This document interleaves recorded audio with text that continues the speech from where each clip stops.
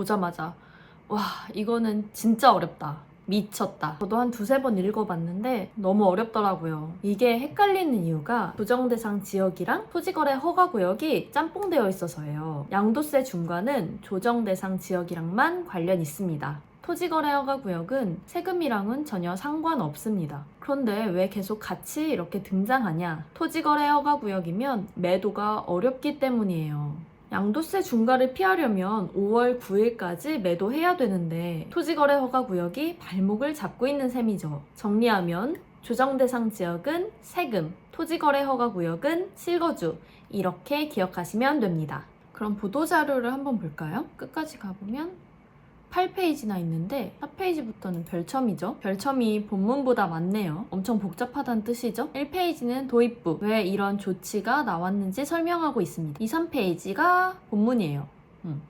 생각보다 짧죠? 게다가 3페이지는 글자가 위에 조금밖에 없어요. 이 보도자료의 핵심은 크게 이제 세 가지인데 1번과 2번이 사실상 같은 내용이고 3번이 별도 내용이에요. 핵심은 붉은 글씨로 표시해줬네요. 2026년 5월 9일까지 매매 계약을 완료하고 계약일로부터 4개월 내에 양도하면 양도소득세가 중과되지 않는다. 이런 문장이 나온 게 원칙적으로 양도일은 계약일이 아니라 잔금일이에요. 그러니까 5월 9일에 계약을 하더라도 잔금일은 5월 10일 이후겠죠. 그러니까 양도세 중과가 되는 겁니다. 그런데 이제 이런 유예 규정을 두어서 계약일로부터 4개월 이내에만 잔금을 치른다면 양도세 중과 배제해줄게, 이런 겁니다. 여기까지가 조정대상 지역 이야기예요. 다음 문장, 요거는 토지거래 허가구역 내용입니다. 토지거래 허가일로부터 4개월 이내에 해당 주택에 입주해야 한다. 즉 반드시 실거주를 해야 한다는 겁니다. 갭 투자가 안 된다는 거죠.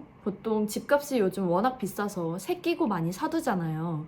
근데 이런 거래 자체를 원천적으로 봉쇄하는 것, 이게 토지거래 허가구역의 핵심입니다. 2번은 거의 1번이랑 같은 내용이에요. 이제 2번이랑 1번이랑은 다른 게 2025년 10월 16일에 조정대상 지역이 대폭 늘어났죠. 원래는 강남 3구인 강남구, 서초구, 송파구, 용산구까지만 조정대상 지역이었는데요. 10월 16일에 조정대상 지역이 대폭 확대됐어요.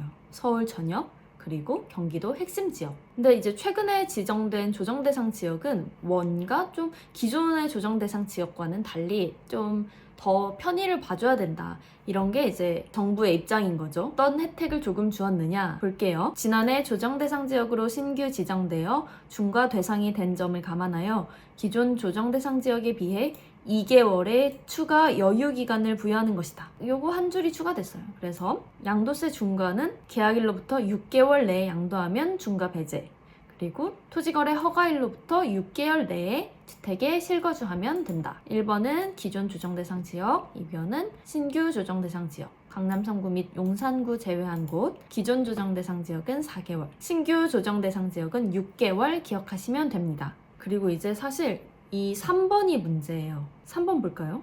임대 중인 주택. 임대 중인 주택도 매도가 원활하게 이루어질 수 있도록 토지거래 허가 제도상 실거주 의무를 제한적으로 완화한다. 즉 정부도 이해하고 있다는 거죠. 임대 중인 주택은 매도하기가 어렵다. 그래서 이제 혜택을 주는 겁니다. 이 토지거래 허가구역 내에 있는 주택들은 보통 4개월에서 6개월 내에 바로 실거주를 해야 되기 때문에 이 매도가 어려워요. 이 임차인의 일정도 고려를 해줘야 되는 거죠. 3개의 문단으로 깔끔하게 정리했는데 내용을 한번 볼까요? 첫 번째 문단은 임대 중인 건 바로 실거주가 어려우니까 실거주 의무 기간을 조정해 줄게. 그 기간은 현재 임대 중인 계약 종료일까지는 실거주 안 해도 돼. 그럼 지금 임차인 계약 종료되면 바로 내쫓고 네가 실거주 해야 돼. 이런 거죠. 두 번째 문단은 대출이에요. 이건 이제 627 대책이랑 연결되는 건데 이때 주담대를 받으면 6개월 내에 전입을 해야 되죠. 이게 이 첫 번째 문단이랑 대치되는 거예요. 첫 번째 문단에서는 현재 체결된 임대차 계약의 종료 시점까지 실거주 의무를 유예시켜 줬는데 만약 주담대를 받으면 대출 실행일로부터 6개월 내에 전입해야 된다는 거죠. 두 번째 문단은 대출 실행일로부터 6개월 혹은 임대차 계약 종료일로부터 1개월 중 더 늦은 시점까지 유예를 해준다.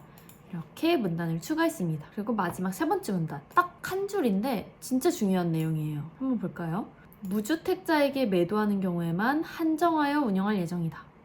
자, 무주택자에게만 판다. 어때요? 엄청 효과적인 정책 같죠? 다주택자가 매도하기 어려운 물건을 무주택자에게 판다. 뭐 듣기로는 그럴싸해요. 그런데 고려해야 할 점이 너무나도 많다는 거죠. 특히나 이 무주택자를 누가 어떻게 판단할지 가장 어려운 문제예요. 현실적으로는 이 제도를 어떻게 운영할지 좀 잘 모르겠어요. 일단은 이 무주택자를 어느 법에 의해서 누가 어떻게 판단을 할지 이런 것들이 조금 더 보완이 돼야지만 이 정책이 실효성이 있겠죠. 결국 양도세 중과를 맞는 건 매도자잖아요. 매도자가 이 매수자가 과연 진짜 무주택자인가 이거를 판단해야 되는 겁니다. 그럼 매수자는 위험한 게 없냐? 아니죠. 매수자는 분명 이 제도를 이용했다는 건 실거주를 좀 늦게 하겠다는 건데 보통 4개월, 6개월 그거보다 더 뒤로 유예를 하겠죠. 그렇다는 건 토지거래 허가 구역 내에 실거주 의무를 위반하게 되는 겁니다. 이렇게 되면 법을 어기게 되고 과징금 이런 게 나오게 되겠죠. 그리고 생각보다 본인이 무주택자인지 잘 모르는 경우가 많아요. 왜냐면 주택의 범위에는 뭐 입주권이나 분양권 이런 것도 포함되고요. 거주용 오피스텔도 아마 포함이 될 거고요. 나는 집이라고 생각하지 않았는데 시골에 있는 허름한 집, 뭐 그런 것도 주택에 포함돼요. 본인은 무주택자라고 알고 계약을 했지만 실제로는 무주택자가 아닌 경우 분명 발생하게 될 겁니다.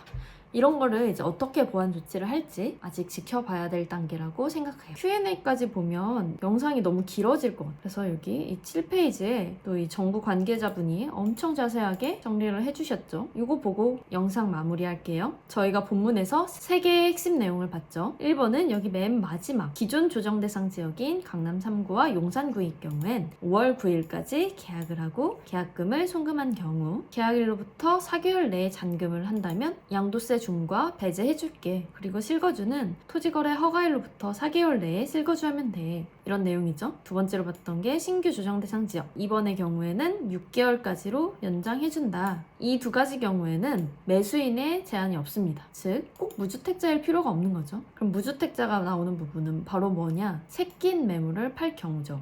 취지 자체가 실거주 기간을 늘려주는 거예요. 잔금일과 양도세 중과는 관련이 없죠. 그래서 이건 똑같아요. 기존 조정 대상 지역은 4개월, 신규는 6개월. 이 아래랑 똑같죠? 달라지는 게 바로 입주 부분입니다. 입주 기간을 최초 임차 종료일까지로 연장해주는 혜택을 줍니다. 단 이때는 반드시 무주택자에게 매도해야 돼요. 무주택자 기준은 토지거래 허가 신청일 기준 무주택자입니다. 정리를 해도 너무 복잡하죠? 그래서 만약 다주택자고 조정 대상 지역에서 중과 물건을 중과가 시행되기 전에 하나 이상 꼭 팔아야겠다 맘 먹으셨다면 이번 영상 어렵더라도 2배속으로 2번 꼭 들어보시기 바랍니다. 그럼 오늘 영상 마무리할게요.